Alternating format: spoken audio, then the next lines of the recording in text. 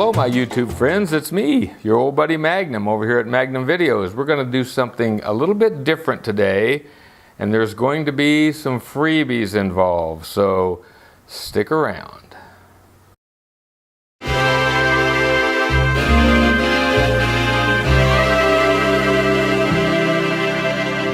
Alright, as I mentioned, we're going to do something a little bit different today. Now, some of you may know that I am an author and a writer, and I have my most recent book is called White Island. And let me read you the back cover here real quick so you'll get an idea of what it's about. And then I'm going to read you like one short chapter of it, and then we'll talk about the freebie right after that. So let's begin with the back blurb. The danger bell clangs in Phoebe Featherwell's small village on White Island.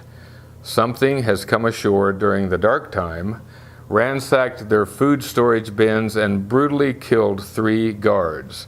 And now, Phoebe's little brother, Maurice, has gone missing. As an aviator in the White Island Guard, Phoebe must locate the perpetrator, and aboard her colorful parrot, her flight takes her over the tropical rainforest, the sandy desert, and the pirate cove, encountering danger at every turn. The mystery carries her to the ancient city, to the catacombs deep beneath the royal palace, where Phoebe discovers the island's terrible, dark secret. Can she use her newfound knowledge to resolve the situation before it's too late? Phoebe's adventure explores the roots of human behavior, kindness and cruelty, love and hatred, prejudice and acceptance, all tempered with humor and pathos. Author Cornell DeVille invites readers of all ages into an imaginary world not too far removed from our own. Now, keep in mind, this is a middle grade book, a little bit higher than a chapter book. Age range probably 4th to 6th or maybe 7th grade. We're going to begin here at the beginning, and I'm going to read you just a little bit of it so you'll get an idea of whether or not it's something that you might be interested in for yourself or for your kids or grandkids. The prologue is kind of important, and I'm going to read it real quick. It's only about a page long, and it gives you an idea, it gives the reader an idea of the setting. So we'll begin. The prologue, the ancient city. Many years ago, before there were colorful parrots, and long before there were black rats, and even before there were white mice, a tremendous pressure was building beneath the blue water in the South Sea. It remained unseen, hidden below the surface, but it was there just the same. Over the years, this pressure increased little by little until it finally became so great that there was no restraining it. On that day, a long, jagged crack appeared in the granite floor at the bottom of the sea.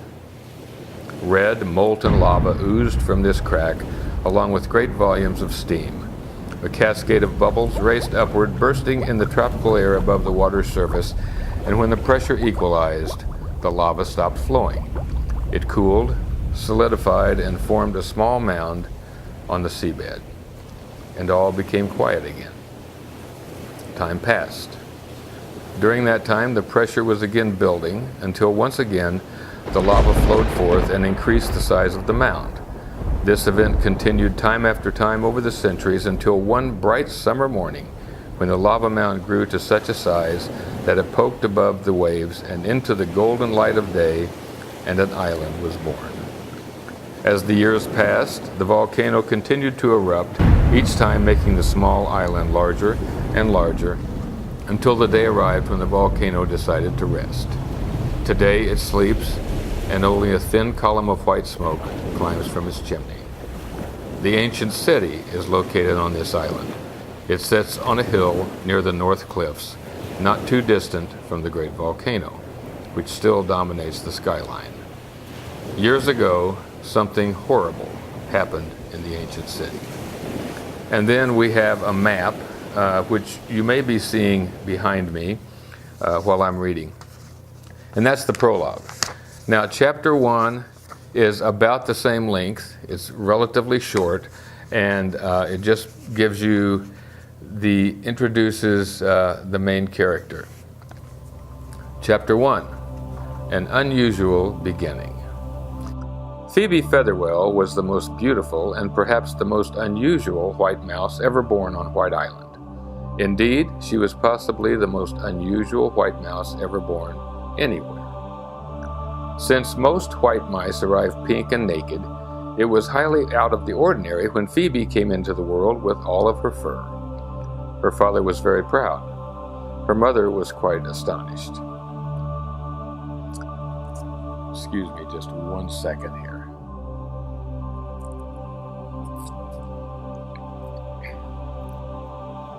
But even more amazing was the fact that Phoebe Featherwell was born with her sparkling sapphire blue eyes wide open. And, as everyone knows, this is a most unusual occurrence for white mice in 2 ways. First, they are rarely, if ever, born with their eyes open. And secondly, they almost never have eyes of any color other than a rich, deep brown. Perhaps the most extraordinary detail of her birth was that she had a small white heart on her chest. Naturally, being a white mouse, all of her fur was white, but the white fur that formed the shape of the tiny heart on Phoebe's chest was not a regular white.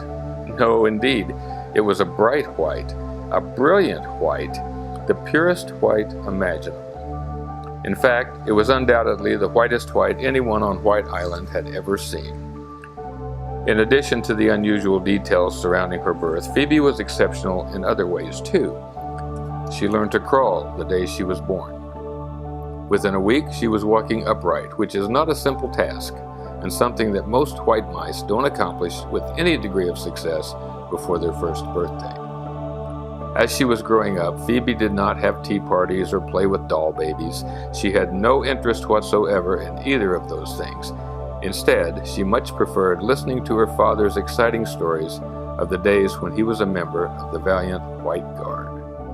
The stories fascinated her, and Phoebe always dreamed that someday, when she grew up, she would follow in her father's footsteps, which is exactly what she did. When Phoebe turned 2 years old, 16 in human years, she enrolled in the White Guard basic training program.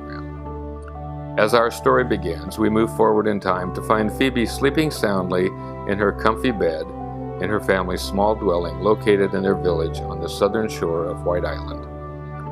There is a small tent pitched in the backyard where Phoebe's little brother, Maurice, has camped out to earn his White Cub merit badge. All is peaceful and quiet until the danger bell rings and everything changes.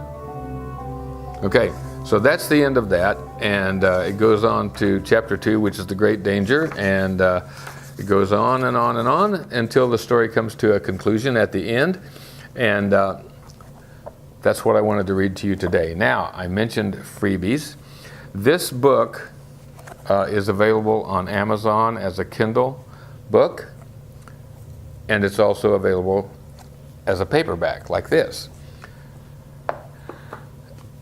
As of midnight tonight, Pacific time, which would be 1 a.m. Mountain Time, 2 a.m. Central Time, 3 a.m. Eastern Time, the digital version, the Kindle ebook of this White Island will be free to anyone that wants to download one. Absolutely free. And it will be free for 24 hours. So anytime, after midnight tonight Pacific time, or all day tomorrow until midnight Pacific time tomorrow, you can go to Amazon.com, search for Cornell DeVille, and then just scroll down and find White Island, and get your free copy. It will be whisked to your e-reader within seconds, and you can begin reading it right where we left off and find out what happens to Phoebe as the story unfolds. So I hope it's something that you might enjoy. I hope it's something that your children might enjoy, or your grandkids. It's a good story. There's no profanity, nothing erotic in it. It's a good, clean Christian story. So personally, I highly recommend it because I know what happens and I like it. So that's it. Leave a comment if you'd like. I appreciate it. And when you go to Amazon and search put Cornell DeVille in the search bar, you're going to find a lot of other books in there too that I've written, which you might also like to look at. So that's it for today. And I hope you'll go get your free copy because I need to get some reviews on this because it's a brand new book and I don't have any reviews yet. So if you get a free copy and you read it and you like it, I hope you'll leave a review for me. So thank you very much in advance for that. So that's it, as I said, and until I speak with you again, and even after that, you stay focused.